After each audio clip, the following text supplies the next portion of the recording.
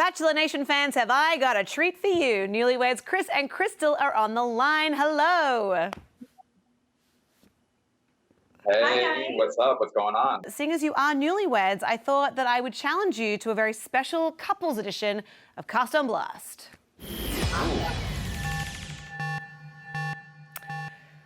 So here's how this game works. I'm going to name some current Bachelor in Paradise couples, and I want you to tell us what you really think of them and what the odds are of them making it to the altar the way that you guys did. So are you ready? Ready. Yes. Okay, let's do this. First up, cuties, Dylan and Hannah. I think that they're really cute together. I love Hannah. Dylan seems really sweet, but I am concerned that he may be too sweet. Okay. Yeah, I think they have potential to end up in a position like us. I would say outside of how great they get along and the chemistry that they possess with one another, I would say probably the only thing that might draw a concern is he might be so into her rather than her being so into him. And I think maybe in order to have this kind of go the distance, I would say maybe if Dylan just kind of stepped back a little bit and maybe play a little hard to get, maybe not be so attached to give that little bit of that freedom going. I mean, I don't know them personally, but I agree with you. He just seems so sort of consumed and obsessed with her. And, you know, as a lady, sometimes that can sort of make us, you know, not as interested, but I do want the best for them. So hopefully they figure it out and kind of level up a little bit.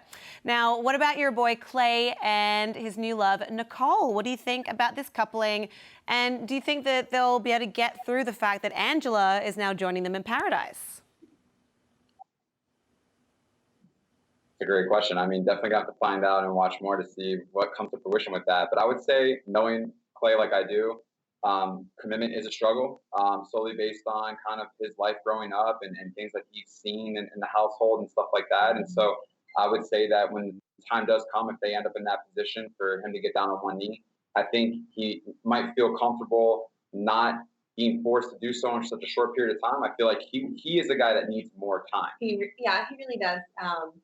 He really needs some more time just to feel comfortable making that decision, because I know he's been very vocal that he only wants to get engaged once to his wife and doesn't want to feel that pressure. And I think when he does feel pressured, it makes him step back.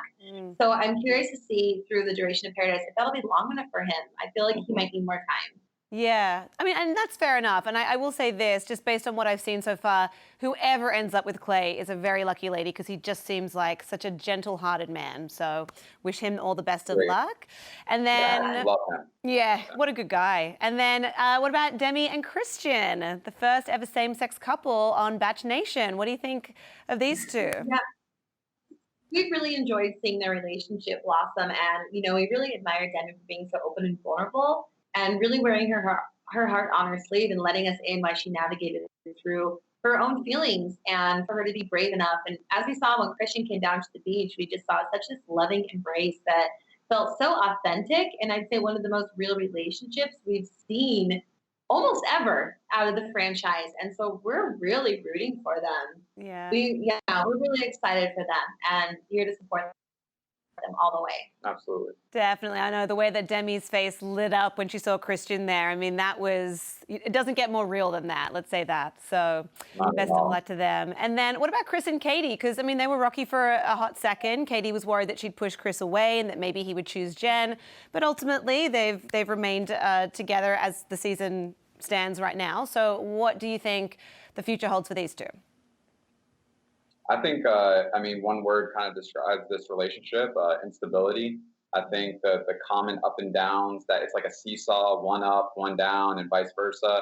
I think they can't really hit on that equal balance. And I think that's going to be a real struggle point for them to not only get out of paradise together, but to sustain that type of a relationship in the real world, especially once you kind of depart from one another and go your separate ways to your back home. So instability, and if they can't get that relationship stabilized and really get on the same playing field and equal balance, I don't know if that's a relationship that we might see last. And I want to say that I know when you're on the show, you're really focused on one goal, and that's like getting engaged. And when you come out of it, sometimes you realize that you're just different people because life happens and your schedules are not compatible. And so I want to say for all the couples who are engaged or those who even aren't engaged, know that as you step out, whatever you follow like with your heart, wherever your heart leads you is okay. And you shouldn't feel like you need to conform to expectations of what you think people want to see from you, because it's when you're living in your truth and owning it, then you get to blossom and love happens around you. Absolutely. So That's great advice. And yeah, I mean, to your point, it's very easy to feel like you're in love when you're on an island without a job to go to, or, you know, just everyday minutia. And then you get into the real world and you're like, oh, I got to go grocery shopping, and who's going to, you know, take out the trash, and just like real life hits. And obviously you guys have made it work, and other couples have, but other couples not so lucky. So we'll have to see what happens with Chris and Katie. What do you think about Connor and Kailyn? I mean, they obviously shared a kiss the night after Kailyn was left brokenhearted by Dean. What do you think the future could potentially hold for these two? well, I was really happy to see Kailyn just beam at the wedding when Connor walked in, because my heart was really feeling for her. I know she was really heartbroken over Dean. Yeah. It's kind of one of those things where she had such a connection with Dean that I don't know if she'll be able to get over that, because there was just so much compatibility and chemistry between them. So I'm curious to see if Connor will hold up to that relationship she was just in. Yeah. Well, I will say this. Broken hearted or not, the feelings just don't, turn Yeah. off, as Clay would say. They don't just go away. But Connor has a really cute dog, Oliver. So I don't know. I'm kind of here for that. But to your point, what about Kailyn and Dean? Because we have seen in a teaser that he does come back to paradise after leaving it. Sans mustache, thank God. So what do you think about these two if they were to get back together? I think they bring out a really fun, playful side of each other. And I think it allows Kailyn to feel safe. I think she really feels safe in this relationship with Dean. And that allows her to really open up. And I know that that's something that, I mean, as every woman, my relationship with Chris, that's something that allows me to be soft and feminine, which brings out my best side. So I think we're seeing that in Kailyn. And as far as Dean goes, sure. No, I agree with you on those points. I mean, sure, yeah. I mean, they seem to have great chemistry, and they seem to have a good common ground with one another and kind of understand each other. And so I'm excited to see how it plays out. Yeah, you and me both. Now, I really am interested to get your take on this. The friendship roses that keep being exchanged between Blake and Christina. I mean, first of all, what is that about? I really don't think that friendship roses should be allowed, because, as you said, the whole point is you want to leave with a partner, their fiance, a boyfriend, a girlfriend. So, like, what do you think of these two? Are they giving out true friendship roses, or is there something deeper going on? I mean, I can understand, early on if you wanted to hand out a friendship rose. I mean, that completely makes sense, especially in the first week, and you are wanting for you and your friends to just give it another shot to find love elsewhere, or maybe with each other.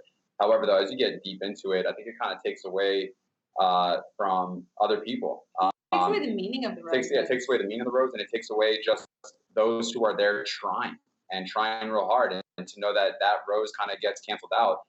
It just limits the opportunities for those others to find an opportunity to find love. Yeah, I think we saw that exactly with Blake and Canadian Kailyn. They were really hitting it up. I really appreciated Kailyn for really not holding any judgment against Blake after he'd had such a wild, rough ride. And she was just here and just like, look, we all go through it. I'm not here to judge you for it. Like, let's explore this relationship. I really want to get to know you. And they hit it off. And then he promises her he's giving her his rose. And then Christina walks up and just says, hey, I'm asking for a favor. I want to meet guys next week. Can you give me yours? And I was really sad to see that Blake didn't take the chance for him to have a second chance at love and find someone, and instead just give it to Christina. So I hope, honestly, moving forward, that with Bachelor in Paradise, friendship roses are not allowed, because it's not about getting airtime and hanging out. It's about real relationships connecting. And if you're not connecting, you need to go. Yeah, I mean, absolutely. I agree with you. And I also want to ask you this, because you both were somewhat portrayed as the villains of your season. So do you have any advice for people like Blake, Dean, Christina, who maybe haven't been portrayed in the best light, or who haven't been sort of the most beloved on Paradise? I think it's important to know, just love yourself, know that people aren't going to like you, know that people will have opinions about you, and don't let those opinions affect your happiness. And another thing is that obviously we have made mistakes on our respective seasons, and there have been others who have made mistakes.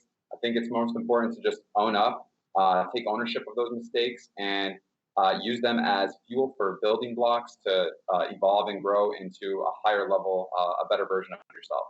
I like And I that. would say that, your past doesn't have to define you unless you allow yourself to stay down. You can use it as, my amazing husband said, as an opportunity to grow and look within yourself and see, why did this side of me come out? Like, where's the pain, what's the wound here that I need to address and heal? And how you heal that is just looking inward and loving yourself before you can love other people. So get off social media, take some time to yourself to dive in. My best advice: journal it out. Yes, Journal writing is it so out. therapeutic. Absolutely. Absolutely. Pen to paper, get it out of Yeah, your head and live with your heart.